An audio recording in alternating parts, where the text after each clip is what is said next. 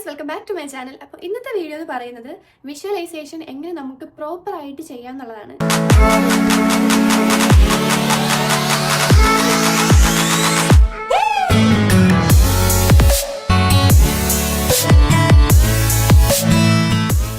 എൻ്റെ ചാനലിൽ ഏറ്റവും കൂടുതൽ വ്യൂസ് ഉള്ളത് ഞാൻ എങ്ങനെയാണ് ജർമ്മനിയിലേക്ക് എത്തിയത് എന്ന് പറഞ്ഞ ഒരു എക്സ്പ്ലനേഷൻ വീഡിയോ ഉണ്ടായിരുന്നു. അതിനാണ് എനിക്ക് ഏറ്റവും കൂടുതൽ വ്യൂസ് ഉള്ളത്.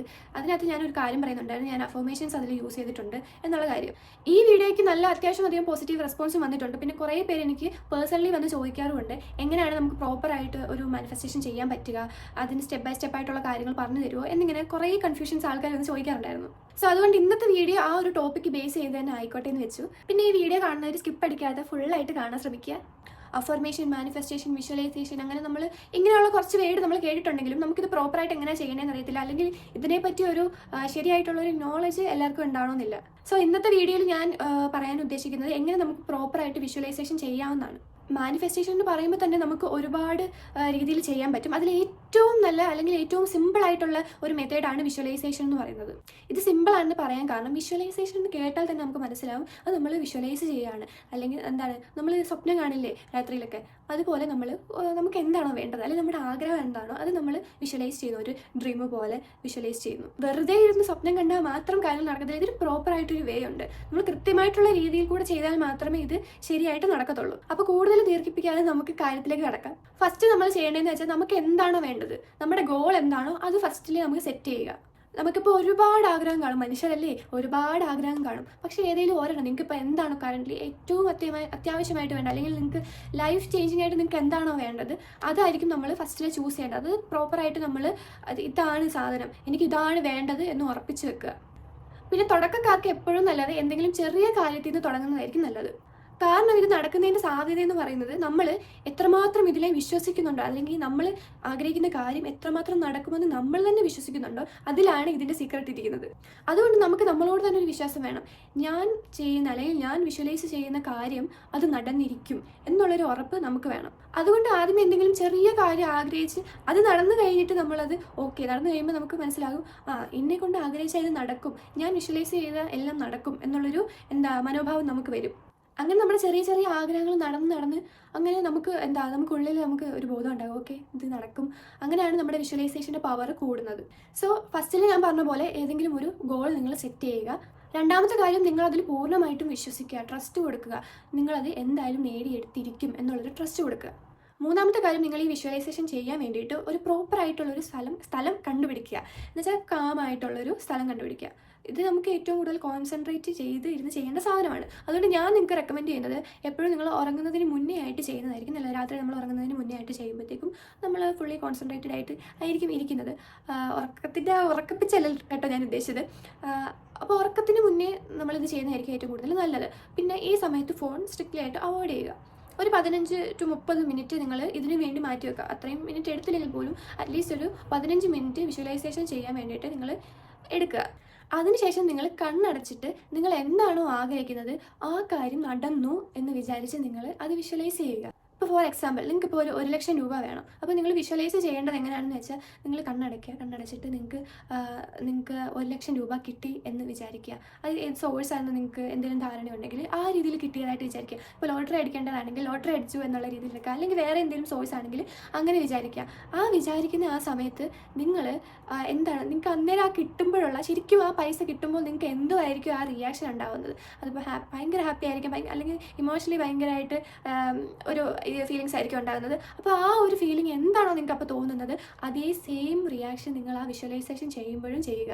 പിന്നെ ഏതൊരു കാര്യമാണെങ്കിലും നമ്മൾ വെറുതെ ഇങ്ങനെ വിഷ്വലൈസേഷൻ ചെയ്തിട്ടോ മാനിഫെസ്റ്റേഷൻ ചെയ്തിട്ടോ അഫർമേഷൻ ചെയ്തിട്ടോ യാതൊരു കാര്യമില്ല. നിങ്ങൾ അതിനു വേണ്ടി പ്രയത്നിക്കുക. എന്തെങ്കിലും ഒരു കാര്യങ്ങൾ അതിനുവേണ്ടി ചെയ്താൽ മാത്രമേ നമുക്കത് കിട്ടത്തുള്ളൂ. അല്ലാതെ വെറുതെ ഇരുന്ന് ഇങ്ങനെ ചെയ്താൽ മാത്രം നമുക്ക് എല്ലാ സാധനവും ഇങ്ങോട്ട് കിട്ടണമെന്നില്ല. പിന്നെ ഇങ്ങനെയുള്ള മാനിഫെസ്റ്റേഷൻ, അഫർമേഷൻ ഇങ്ങനെയുള്ള കാര്യങ്ങൾ ചെയ്യുമ്പോൾ തന്നെ നിങ്ങളുടെ മൈൻഡ് ആദ്യമേ ക്ലിയർ ആക്കുക.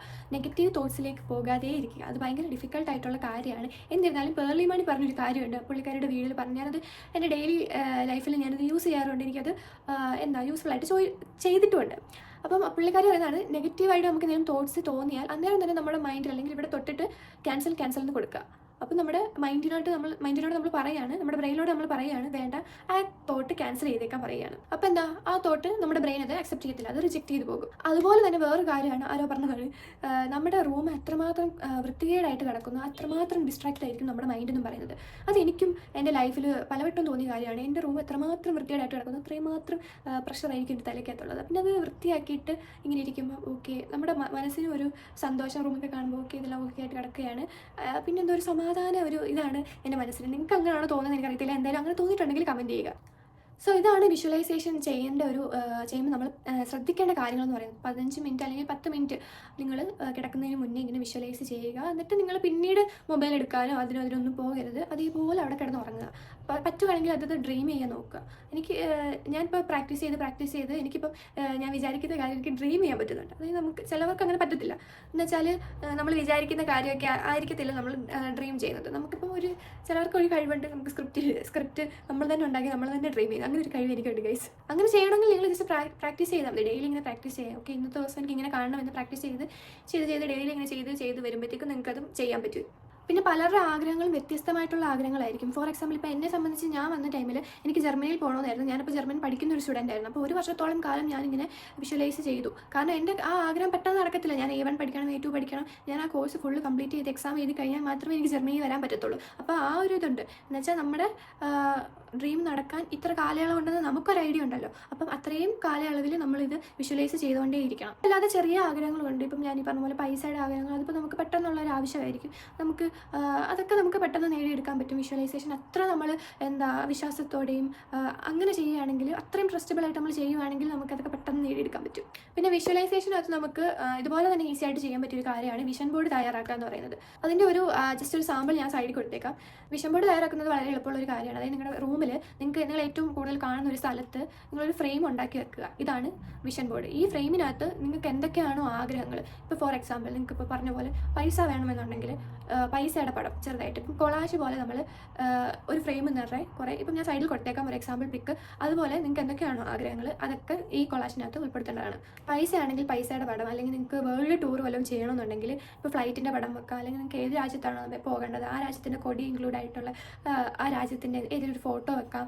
അല്ലെങ്കിൽ നിങ്ങൾക്ക് പിന്നെ എന്താ പറയുക, ഫിറ്റായിട്ടുള്ളൊരു ബോഡി വേണമെങ്കിൽ ഫിറ്റായിട്ടുള്ളൊരു ബോഡിയുള്ള ഒരാളുടെ തലയുണ്ടെങ്കിലും കുഴപ്പമില്ല, ഈ താഴോട്ടുള്ളൊരു ബോഡി അങ്ങനെ വെക്കാം. അല്ലെങ്കിൽ നിങ്ങൾക്ക് ഏതെങ്കിലും എക്സാമിനായിട്ട് നിങ്ങൾക്ക് നല്ല രീതിയിൽ സ്കോർ ചെയ്യണം, ഫുൾ A+ വേണം, അങ്ങനെയുള്ള ഒരു ഫുൾ A+ എന്ന് അതിനകത്ത് ഇൻക്ലൂഡ് ചെയ്യണം. അങ്ങനെ നിങ്ങളുടെ ഒരു വർഷത്തേക്ക് അല്ലെങ്കിൽ 6 മാസത്തേക്ക് നിങ്ങൾക്ക് എന്തൊക്കെയാണോ വേണ്ടത് അതെല്ലാം ഇൻക്ലൂഡ് ആയിട്ടുള്ള ഒരു കംപ്ലീറ്റ് ആയിട്ടുള്ള ഒരു ഫ്രെയിമാണ് ഈ വിഷൻ ബോർഡ് എന്ന് പറയുന്നത്. ഇതിൽ കൂടുതൽ പിക്ചേഴ്സ് വെക്കുന്നതായിരിക്കും നല്ലത്. അത് കൂടാതെ നമുക്ക് വിഷൻ ബോർഡായിട്ട് നമുക്ക് റൈറ്റിങ്സ് എഴുതാൻ പറ്റും. അത് നിങ്ങൾക്ക് അല്ലാതെ സെപ്പറേറ്റ് ആയിട്ടോ അല്ലാതെയോ വെക്കാൻ പറ്റും.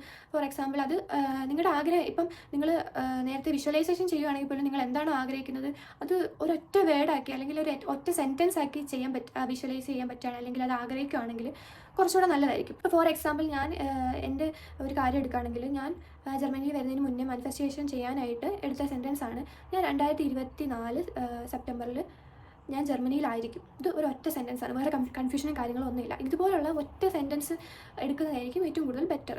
ഇതിപ്പോൾ നിങ്ങൾക്ക് വിഷ്വലൈസേഷൻ ചെയ്യാനാണ് ആഗ്രഹമെങ്കിൽ നിങ്ങളത് എവിടെയെങ്കിലും ഈ ഒരു ഒറ്റ സെൻറ്റൻസ് നിങ്ങൾ പ്രിൻ്റ് എടുത്തോ അല്ലെങ്കിൽ നിങ്ങൾ എഴുതിയോ നിങ്ങളുടെ റൂമിൽ നിങ്ങൾക്ക് എപ്പോഴും കാണുന്ന ഒരു സ്ഥലത്ത് കൊണ്ട് ഒട്ടിച്ച് വെക്കുക. ഇപ്പം കട്ടപ്പനയിൽ ഋത്തിക് റോഷനകത്ത് അവനാണെങ്കിൽ റൂമിൽ ഇങ്ങനെ എഴുതി വെച്ചിട്ടില്ലേ, അതുപോലെയാണ് ചെയ്യേണ്ടത്. അവനെന്താണ് റൂമിൽ എഴുതി വെച്ചിരിക്കുന്നത്, ഞാൻ സുന്ദരിയായ പെണ്ണിനെ കിട്ടും, സിനിമയിൽ അഭിനയിക്കും, പിന്നെന്താ അച്ഛന് ജോലിക്ക് വിടാതെ സന്തോഷമായിട്ട് ഇരുത്തുന്നു, അങ്ങനെ എന്തോ.